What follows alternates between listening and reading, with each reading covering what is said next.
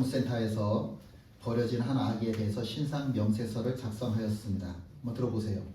아동의 모 땡땡땡 27세 된 땡땡땡은 미혼모로서 애인 땡땡땡과 함께 성 바오로 병원을 방문하여 응급 분만하였으며 영아는 미수가 및 선천성 매독 진단을 받고 신생아 중환자실로 입원된 모 땡땡땡은 영아를 유기하고 탈건 병원에서 도망가였고 영아는 한 달 동안 인큐베이터 케어를 받았으며 현재 건강 상태가 호전되고 매독에 관한 추가 조치가 필요하지 않다는 의사소견이 있어 동대문 구청 가정복지과에서 아동센터에 입소 의뢰함. 이렇게 보고가 돼 있어요. 태아가 이미 뱃속에서부터 매독 환자가 되어진 겁니다. 그리고 정말 무책임한 이 부모가 병원에 들어와서 버리고 3일 만에 도망갔어요. 이 미혼모가 철없던 10대였었을까? 아니요. 27살이나 먹었던 성인이었었습니다. 돈이 없는 노숙인이었을까? 아니요. 성 바오로 병원에 찾아올 만큼 돈 꽤나 있던 사람이었습니다. 그럼 신상불명, 이름이 전혀 알려지지 않은 사람이었었을까? 아니요. 자기 이름을 3글자 정확히 적고 주민등록번호 적고 연락처 적고 그랬던 사람입니다. 그런데도 불구하고 아기를 버리고 도망을 간 겁니다. 병원 측에서는 당연히 이런 아기들 돈도 안 될 텐데 이런 아기를 품고 있으면 뭐 하겠습니까? 그런데 인큐베이터가 비싸잖아요. 그 아기를 인큐베이터까지 옮겨서 정성스럽게 아이를 돌보았습니다. 그래서 매독이 다 치료될 때까지 돌보았고 매독이 다 치료가 되고 나서 그리고 나서 아동센터로 아이를 옮겼습니다. 그리고 이렇게 보면 세상 사람들은 두 가지로 나눌 수 있을 것 같아요. 하나는 누군가에게 해를 끼치는 사람이 있고 누군가를 살리는 사람이 있을 수 있겠죠. 아기 미혼모처럼 뭐 세상 내 맘대로 살면 되는 거지 뭐. 그렇게 자기 자식 무슨 상관이에요. 내가 내 맘대로 살겠다는데. 그렇게 누군가에게 해를 끼치며 살아가는 한 종류의 사람들이 있고 또 한 종류의 사람처럼 선천성 매독 환자임에도 불구하고 정성스럽게 아무런 보답이 없을 텐데도 불구하고 정성스럽게 누군가를 치료하였던 사람들, 누군가를 살리는 사람들, 이렇게 두 종류로 나눌 수 있을 것 같습니다. 예루살렘 공의의 이야기가 우리가 굉장히 오랫동안 하고 있는데 그 예루살렘 공의의 이야기는 이런 거였죠. 할례가 과연 구원의 전제 조건이냐 아니냐 이런 얘기잖아요. 근데 이 이야기를 두고 양측의 의견이 굉장히 팽배했어요. 한쪽에서는 구원을 받기 위해서는 할례가 반드시 필요하다. 또 다른 한쪽에서는 무슨 소리냐. 구원을 받는데 왜 굳이 할례를 받아야 되냐. 이런 의견들로 굉장히 심각한 위기를 맞이하였었죠. 굉장한 싸움이 있었는데 굉장히 오랫동안 싸움이 있었는데 정말 신기한 거는 야고보 의장이 일어나서 할례는 구원을 받는 데 있어서 전제 조건이 될 수가 없다라고 딱 결론을 지었어요. 그러고 나니까 모든 사람들의 의견이 한 마음으로 한 뜻으로 한 말로 딱 통일이 되더라고요. 이게 진짜 사랑이죠. 우리가 싸우기 전에는 저 사람과 내 입장이 서로 다를 때는 내 생각 얼마든지 이야기할 수 있어요. 그런데 사랑한다고 하면 우리가 서로 의견을 합의를 받잖아요. 그러고 나면 마음이, 말이, 뜻이 하나가 되어져야죠. 그게 바로 사랑하는 사람들, 사랑하는 교회의 참 모습이죠. 예루살렘 교회는 그랬어요. 초대교회는 그랬습니다. 나하고는 생각이 달랐지만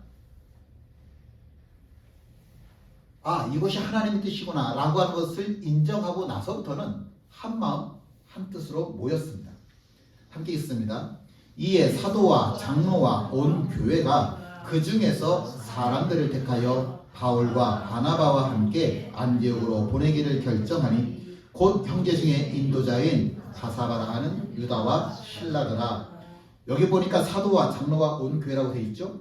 이 사람들 대부분이 할례가 구원의 전제 조건이라고 크게 외치던 사람들이었었습니다. 그런데 이제는 뜻이 맞아서 다 같이 한 목소리를 내기 시작을 한 거죠. 이게 바로 참 사랑 아니겠습니까?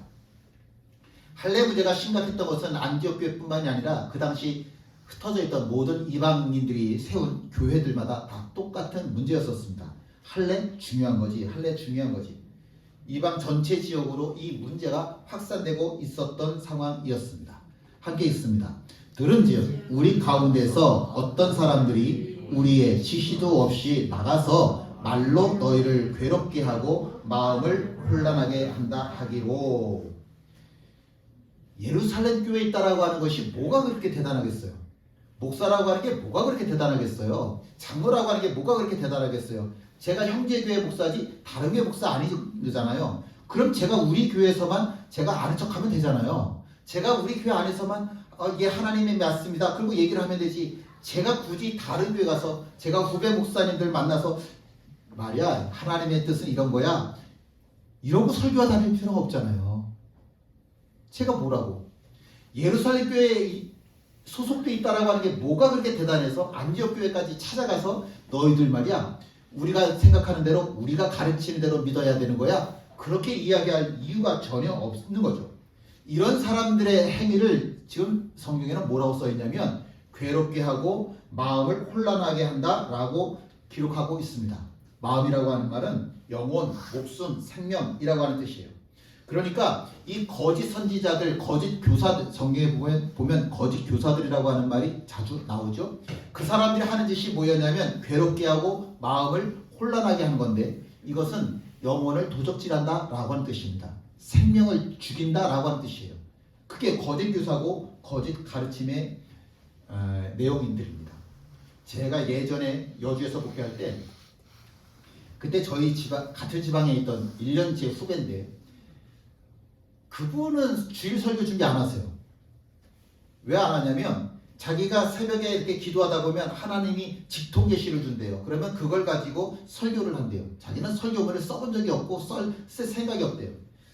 글쎄 문제는 사람은 참 약하기 때문에 언제나 실수할 수 있잖아요. 내가 하나님의 말씀이라고 봤지만 그게 하나님의 말씀인지 마귀의 이야기인지 그걸 누가 알겠어요. 목사님이라고 해서 그런 유혹에 안 빠질 리가 있겠습니까? 이렇게 비유를 해보죠. 요강이 있어요. 그 요강을 깨끗하게 씻었어요. 그렇다고 해서 그 요강에다가 그 요강을 가지고 밥솥으로 사용하는 사람은 없잖아요.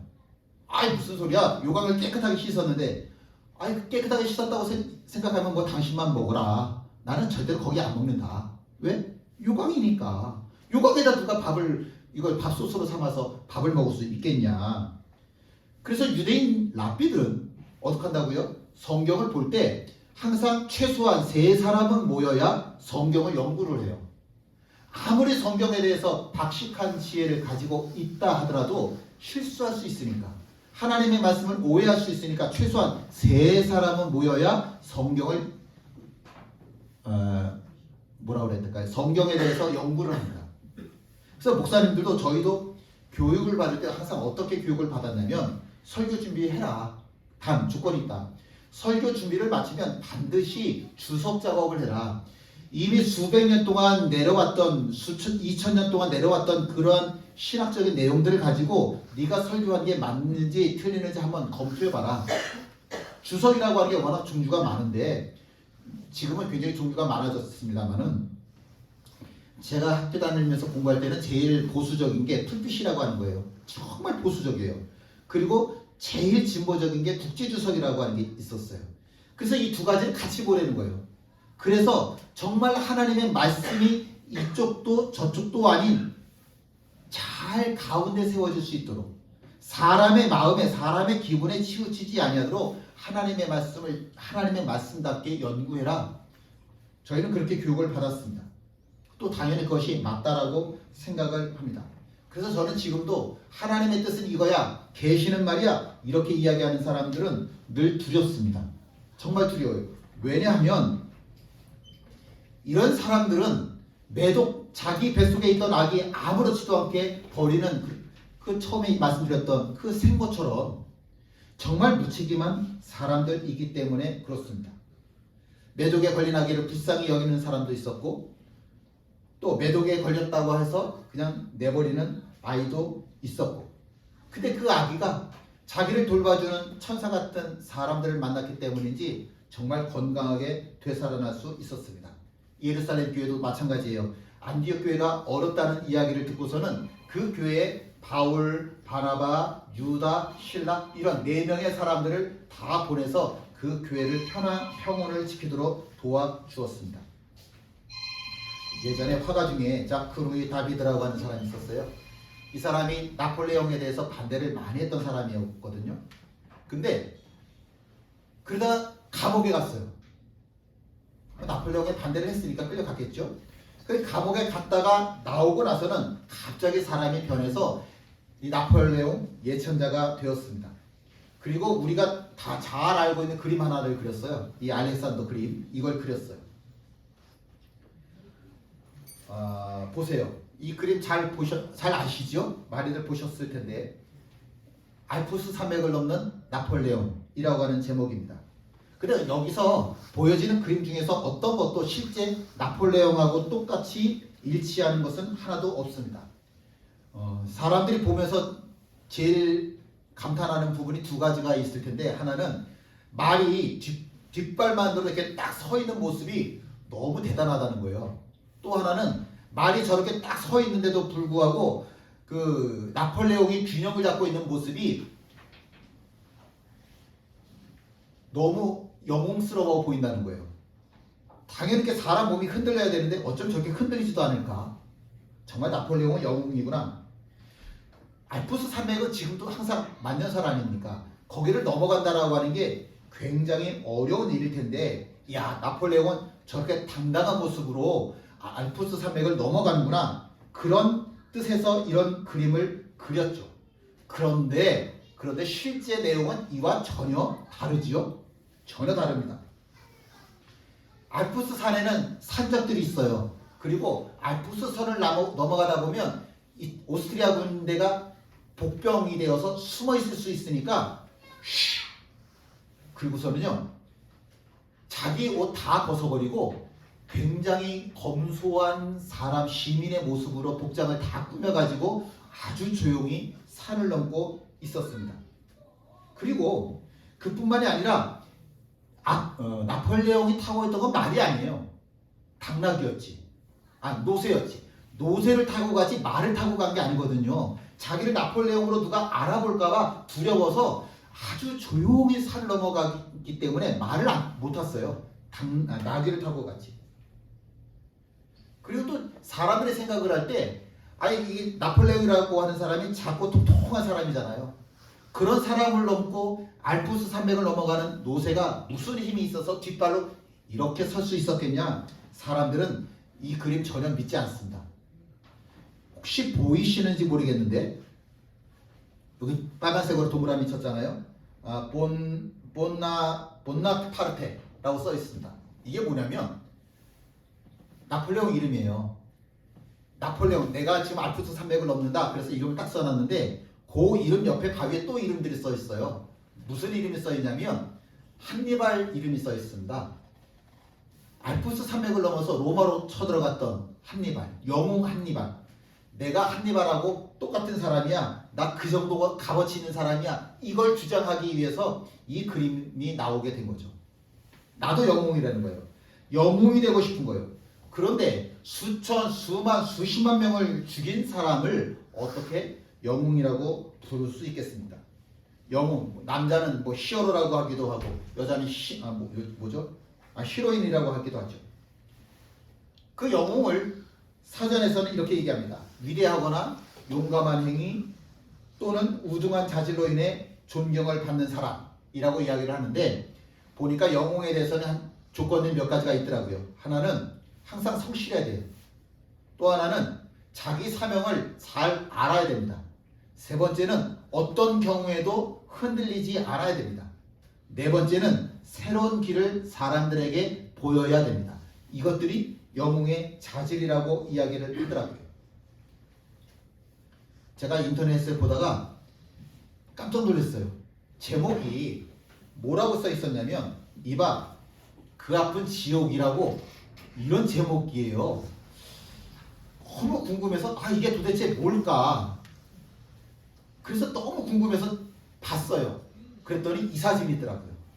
이봐, 이 제목이 뭐라고요? 이봐, 그 앞은 지옥이라고. 근데 진짜 지옥이네요. 앞에 뜨거운 불이 있는 거예요. 그런데 이 소방관이 이 세상에 불이 무섭지 않은 사람, 불이 뜨겁지 않은 사람이 어디 있어요? 이 뜨거운 불을 앞에 놓고서도 도망가는 것이 아니라 이 불을 향해서 걸어가는 사람의 모습. 저는 이 사진을 보면서 그래, 나폴레옹처럼 수십만 명을 죽인, 수백만 명을 죽인 사람이 영웅이 아니라 자기 자리에서 내가 있어야 할 그 자리에서 내 일을 잘 감당해내는 사람, 이런 사람이 진짜 영웅이지. 성경에는요 정말 영웅이라고 할 수 있는 사람들이 많이 나옵니다. 아마 그 중에서 대표적인 예가 다윗이 될 겁니다. 다윗은 어쩌면 사생아일 수도 있어요. 그랬던 다윗이, 목동이었던 다윗이 왕이 되었어요. 그런 과정들을 이렇게 보면 그래, 다윗은 정말 영웅이지. 뭐 히스기야 같은 사람도 마찬가지로 영웅이라 이야기할 수 있을 거고, 이사야 같은 사람, 예레미야 선지자 같은 사람들, 이런 사람들도 다 영웅이라고 하는 소리를 들을 수 있을 겁니다. 모세, 대단하죠? 살인범이 돼서 야반도주했다가 다시 예국으로 돌아가서 그 80이라고 하는 나이에 300만 명이나 되는 이스라엘 사람들을 이끌고 출애굽을 했다. 충분히 영웅 소리를 들을 만하지요. 그런데 성경이라고 하는 것이 그런 영웅들에 대한 이야기를 하고 싶어서 기록된 책일까? 정말 하나님께서 관심 가지시는 것은 그런 영웅과도 같은 사람들, 이러한 사람들에게 하나님께서 관심을 가지고 계신 것일까?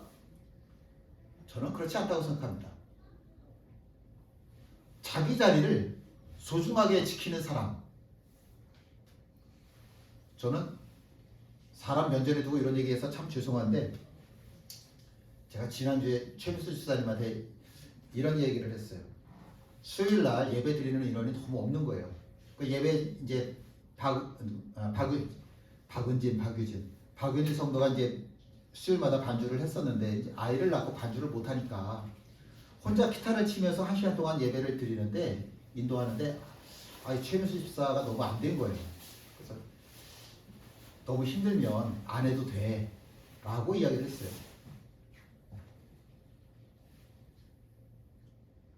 뭐 누가 알아주는 사람 하나 없는데 그 예배 자리를 꿋꿋하게 지키고 있는 모습이 너무 대단하잖아요. 세상에서는 무명한 자인지 모르겠지만 이러한 사람들이 하나님 나라에서 유명한 사람들 아닙니까? 세상 사람들이 알만한 자리, 그런 자리를 누구나 다 가고 싶어 하잖아요. 그런데 아무도 알아주지 않는 이런 자리를 내가 있어야 될 자리로 귀하게 알아서 있는 사람, 저는 이런 사람들이 진짜 하늘나라의 영웅이라고 생각을 합니다. 오늘 예배드리고 있는 우리가 다 마찬가지 아니겠습니까? 오늘 김영우 지사님 함께 예배드리셔서 너무 좋은데, 김효정 원사님도 아마 하나님 나라에 가시면 영웅 소리 들으실 거예요. 참 당신껏 주기 좋아하시고 교회다 이쁜 거 해놓기 원하시고, 어디 가도 이 전도하고 싶어가지고 입이 그냥 간질간질 거리시던 분이 김효자 권사님이시잖아요. 아마 하나님 나라에 가셨으면 독립유공자 그래가지고 훈장 하나 받지 않으셨을까요? 잠언 31장에 이런 말씀이 있어요. 고운 것도 거짓되고 아름다운 것도 없대나 오직 여호와를 경외하는 여자는 칭찬을 받을 것이라. 이 세상에서 우리가 고운 것, 아름다운 것, 화려한 것, 그것이 성공이고 그러한 것들이 영웅이 되고 싶어하는 사람들의 마음 일터인데, 근데 하나님은 그렇게 말씀하시더라고요. 고운 거 다 거짓되고 아름다운 것도 다 헛된 거야. 자기 손의 열매 먹는 것을 기뻐하는 사람, 자기 손의 열매를 먹는 것을 기뻐하는 사람, 그런 사람들이 내 나라에서 영웅인 거야. 그래서 저는 오늘 말씀을 정리를 하면서 영웅은 이런 사람들이 영웅이 아닐까 그렇게 한번 정리를 해봤습니다. 하나는 자기 자리를 지키는 사람, 살리는 사람, 손의 열매를 먹는 사람, 그리고 하나님을 두려워하는 사람. 우리가 세상을 비행기를 타고 다니면서 세상 곳곳을 누비며 복음을 전하지 않아도 괜찮아요. 내가 세상의 모든 지식을 다 알지 못해도 괜찮고 내가 TV에 나오는 그런 유명한 사람 안 돼도 괜찮습니다. 세상에서는 무명한 자가 되어도 하나님 앞에서 유명한 자가 되면 되지 않겠습니까? 나 자신에게도 이렇게 한번 얘기를 해주세요. 그래, 나는 하나님 나라의 영웅이야. 옆에 분들에게도 말씀해 주세요. 당신은 하나님 나라의 영웅이야. 예배 드릴 줄 아는 사람, 진심으로 예배할 줄 아는 사람, 하나님을 구하는 사람, 변함없는 모습으로 오늘도 예배하는 이 모습, 이게 하나님이 받으실 만한